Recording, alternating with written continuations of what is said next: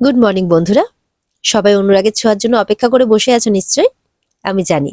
তো তোমাদের আর অপেক্ষা করতে হবে না, আমি নিয়ে চলে এসেছি তোমাদের জন্য তোমাদের পছন্দের ধারাবাহিক অনুরাগের ছোঁয়ার আজকের পর্বের রিভিউ।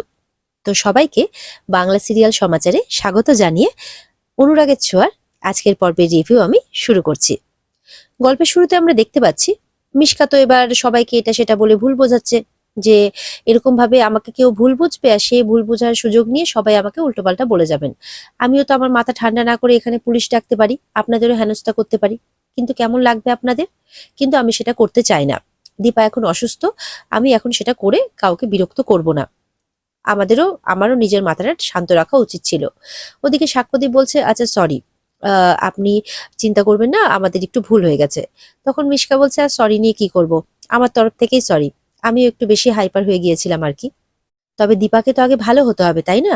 জয়কে কিন্তু বলছে। জয়ী মনে মনে বলছে, মার সুস্থ হওয়া পর্যন্ত আমার এমনটা করা উচিত হয়নি। আমি জানতাম যে মিশকা আসবে, কিন্তু আমাকে একটু অপেক্ষা করা উচিত ছিল। এরপরে তো মিশকা সেখান থেকে চলে যায়। চলে যাওয়ার পর কিন্তু অলি মনে মনে ভাবছে যে আহ এই কি মিশকা, এই যখন তখন যেখানে সেখানে চলে আসছে কেন, কখনো আমাদের বাড়িতে কখনো জয়ীদের বাড়িতে, ব্যাপারটা কি? আমাকে এটা জানতেই হবে। যদি এটা মিশকা হয় তাহলে তো ও আমাদের পরিবারের সবকিছু শেষ করে দিয়েছে, সবকিছু নষ্ট করে দিয়েছে। আবার কি এসছে সবকিছু ধ্বংস করতে? নাকি টিস্কা, যে তার বোনের বদলা নিতে এসছে? আমাকে এই ব্যাপারটা জানতেই হবে, অলি মনে মনে বলছে। এদিকে মিশকা চলে যাওয়ার পর জয়ীকে বলছে তার সই, যে তোর সাথে আমার কিছু কথা আছে জরুরি। তখন দেখা যাচ্ছে দীপার হাতটা কিন্তু নড়ছে, মানে দীপার সেন্স ফিরে আসছে, কিন্তু কেউ ব্যাপারটা লক্ষ্য করেনি। এদিকে সইকে ডেকে নিয়ে গিয়ে, মানে সই জয়ীকে ডেকে নিয়ে গিয়ে বলছে যে এটা তুই কেন সহ্য করছিস? তুই দেখতে পাচ্ছিস চোখের সামনে এমন একটা মেয়ে ঘুরে বেড়াচ্ছে যে তোকে, তোর মাকে মেরে ফেলতে চাইছে, তোর পরিবারকে মেরে ফেলতে চাইছে, তাহলে তুই ওকে ছেড়ে দিতে বলছিস কেন? তখন জয়ী বলছে যে ওই খুব ডেঞ্জারাস, আর মা সুস্থ হওয়া পর্যন্ত আমাকে এই নাটকটা চালিয়ে যেতে হবে। আমাকে কিছুতেই বলা যাবে না যে ওই মিশকা। তখন সাক্ষ্যদীপের মা বলছে, আমি কি করে এই জিনিসটা চোখের সামনে দেখবো বল? যে তোর ক্ষতি করতে চেয়েছে এত, তাকে আমি কিভাবে ছেড়ে দেবো বল? তখন জয়ী বলছে, জানো যখন আমি 5 বছরের ছিলাম তখন ও আমাকে গাড়ি চাপা দিয়ে প্রায় মেরেই ফেলছিল। আমি তখন কত ছোট, আর ওই 5 বছর অবস্থাতে আমি আমার মাকে কতটা সামলেছি জানো? মানে যখন এই সমস্ত কথাবার্তা বলছে তখন কিন্তু পাশ থেকে দাঁড়িয়ে সাক্ষ্যদীপ সবটা শুনে ফেলেছে। সাক্ষ্যদীপের চোখে জল, কারণ এতদিন তার মনে যেটা সন্দেহ ছিল যে এই রূপা, আজকে সেই সন্দেহটা সত্যি হয়ে তার সামনে এসেছে। আর ইভেন তার মা সেটা জানে। এই সমস্তটা আড়াল থেকে দেখে কিন্তু সাক্ষ্যদীপ চলে যায়, তাদের সামনে প্রকাশ করে না এসে। আর এদিকে আহ রুমা বলছে আর কি যে চিন্তা করো না, আমি সেই 5 বছরের ছোট্ট মেয়েটি হয়েও যখন মাকে সামলাতে পেরেছি, আমি এখন ঠিক মাকে সামলাতে পারবো, শুধু একটু সময়ের অপেক্ষা, তুমি শুধু আমার একটু সাথ দাও। তখন সাক্ষ্যদীপের মা বলছে, তুই সত্যি রে, তুই অনেক বেশি ম্যাচিওর তোর বয়সের তুলনায়, বলে কাঁদছে। আর সাক্ষ্যদীপের মাকে তখন রূপা জড়িয়ে ধরে, বলে তুমি কোনো চিন্তা করো না। তখন দেখা যাচ্ছে রূপা কাউকে একজনকে ফোন করছে যে তুই আমার সাথে দেখা করতে পারবি। আর এদিকে সূর্য দীপাকে বলছে যে ওই মিশকা ছিল তাই না দীপা? আমি জানি যে ওই মিশকা ছিল, আর আমি ওকে শেষ করে ফেলবো, একদম শেষ। জয়ী তো এবার বেরোবে। বাড়ির বাকি বড়রা বলছে, সাক্ষ্যদীপের মা বলছে, তুমি এখন একা একা কোথায় যাবে? তোমার একা একা যাওয়াটা তো ঠিক নয়, তুমি কাউকে সঙ্গে নিয়ে যাও। বলে, না না, এতক্ষণ ধরে বাড়িতে আছি তো, সবাই আছে আর ভালো লাগছে না, এবার একটু যাই, বাইরে গিয়ে একটু ফ্রেশ হয়ে আসি, একটু অটোতে চড়বো, একটু মলে ঘুরবো, একটু ফ্রেশ হয়ে আসি, আমার একটু কাজও আছে। তখন সাক্ষ্যদীপ বলছে, তুমি কাউকে সঙ্গে করে নিয়ে যাও, এইভাবে হুটহাট করে বাইরে যখন তখন বেরোনোটা ঠিক নয়। বলে, না না বাবা, এখন তো আমার চোখ আছে, আমি তো দেখতে পাই, কোনো অসুবিধে হবে না। সূর্যও বলছে যে একা যাওয়াটা কি ঠিক হবে? মিশকা কিন্তু বাইরে ঘোরাফেরা করছে, আর মিশকা কিন্তু খুব ডেঞ্জারাস। বলে, ও আমার কেন ক্ষতি করতে যাবে? তখন অলি বলছে, তুমি তো আশ্চর্য, একটু আগে এমন করছিলে যেন মিশকা খুব ডেঞ্জারাস, তুমি অনেকদিন থেকে চেনো, আর এখন এমন ভান করছো যেন মিশকা কিছুই করবে না তোমাকে, কোনো ব্যাপারই না, সব নর্মাল। কেন এরকম করছো তুমি জয়ী? তখন বলছে, দেখো, তুমি তো ছিলে সেখানে, আমি তো সবকিছু এক্সপ্লেন করেছি তাই না? অলি বলছে, ঠিক আছে, আমিও যাব তোমার সঙ্গে। বলছে, না না, কাউকে যেতে হবে না, না হলে আমি একা কি করে থাকবো, ফ্রেশ এয়ার একা কি করে নেব, আমি একাই যাব। বলে যে কোন বন্ধু, মানে তখন ফোন করে আর কি, জয়ীর ফোনে একজন বন্ধু আর ওকে ডাকে। বলে, এটা তোমার কোন বন্ধু? আমি তো তোমার সব বন্ধুকে চিনি। তখন জয়ী বলছে, না তুমি সবাইকে চেনো না, বলে বেরিয়ে পড়ে। এরপর দেখা যাচ্ছে অলিও পেছন পেছন যাবে বলে উদ্ধত হয়। সূর্য বলছে, কি ব্যাপার, তুমি কোথায় যাচ্ছ? বলে, যাই, আমি একটু ফ্রেশ এয়ার নিয়ে আসি। তখন জয়ীর পেছন পেছন চলে যায় অলি। এদিকে দীপার কিন্তু এবার জ্ঞান ফিরছে। দীপা রূপা রূপা ডাক্তারবাবু ডাক্তারবাবু করছে। সূর্য তো দৌড়ে যায়, বলে হ্যাঁ দীপা বলো, আমি এখানেই আছি। বলে রূপাকে বাঁচান। যেই রূপাকে বাঁচান কথাটা শুনেছে, এটা শুনে সূর্য অবাক হয়ে যায়। কারণ মন্দিরে জয়ী তাকে বাবা বলে ডেকেছিল। সূর্য বারবার করে বলছে এই তাহলে আমাদের রূপা, মানে এরকমটাই ভাবছে আর কি। আর অবাক হয়ে যায় দীপার কথা শুনে। দীপা কিন্তু সমানে রূপা রূপা বলে যাচ্ছে। এটা খুব আনন্দের খবর যে দীপার ফাইনালি জ্ঞান ফিরে আসছে। আর দেখা যাচ্ছে ওদিকে জয়ী রাস্তা দিয়ে হাঁটছে, আর পেছন পেছন ঠিক অলি যাচ্ছে। বলছে এই কোথায় যাচ্ছে। এদিকে দেখা যাচ্ছে জয়ী আরিয়ানকে ডেকেছে। আরিয়ানকে দেখে তো অলি অবাক হয়ে যায় যে আরিয়ান। জয়ী বলছে তুই আমার একটা হেল্প করবি। আরিয়ান বলছে বল, তুই আমাকে এত তাড়াহুড়ো করে ডাকলি যে। তখন বলছে আমি একটা জায়গায় যাব, 15 মিনিটসে তুই কিন্তু বাইরে দাঁড়িয়ে থাকবি। 15 মিনিটসে আমি যদি না বেরোই সেখান থেকে, তাহলে তুই পুলিশে কল করবি। তখন বলে সে তো আমি তোকে নিয়ে যাব, কিন্তু কোথায় যাচ্ছিস, কার কাছে যাচ্ছিস সেটা বল। তুই এতটা মিস্টেরিয়াস কেন? এদিকে বন্ধু বলছিস আর ওদিকে সবকিছু গোপন করছিস। জয়ী বলছে আমার কথা বলার মতো সময় নেই আরিয়ান, প্লিজ। তখন আরিয়ান বলছে ঠিক আছে গাড়িতে ওঠ। জয়ী আরিয়ানের গাড়িতে চেপে চলে যায়। আর এদিকে অলি বলছে এইভাবে আরিয়ানকে কেড়ে নিল জয়ী। আরিয়ানও জয়ীর সাথে চলে গেল। ব্যাস কাঁদতে শুরু করে অলি, বলে কেন কেন করলো এরকম, কেন? এদিকে দেখা যাচ্ছে জয়ীর বাবা গাড়ি নিয়ে বেরিয়েছে।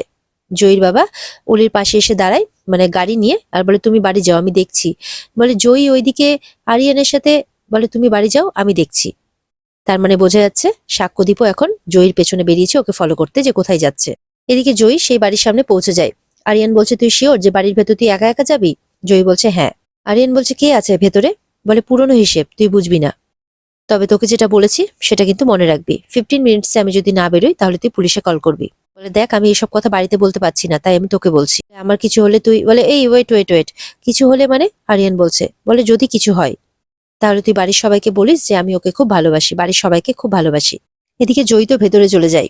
আর আরিয়ান বলছে ও এরকম কথা কেন বলে গেল আমাকে? তার মানে কি ওর লাইফ রিস্ক আছে? না না, ওকে একা কিছুতেই ছাড়া যাবে না, যা হবে দেখা যাবে। এই বলে আরিয়ানের ভেতরে চলে যায়।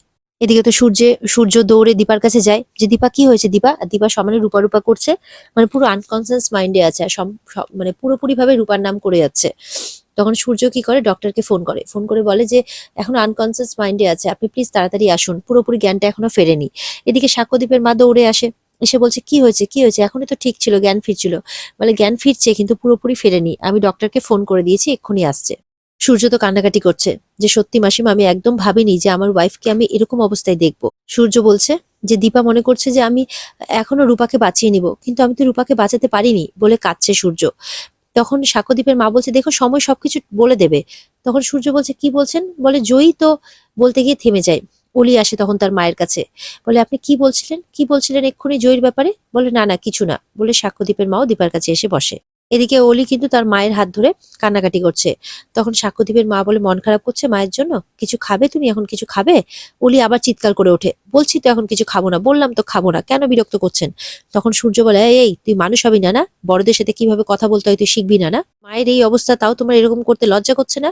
বলে আমি খুব খারাপ খুব খারাপ, আমাকে কেউ ভালোবাসে না। সূর্য বলছে আর কি করলে তোকে আমরা বোঝাতে পারবো যে তোকে কতটা ভালোবাসি, কেন তুই এরকম করছিস মা? সাক্ষ্যদীপের মা বলছে ছেড়ে দাও কিছু বলো না।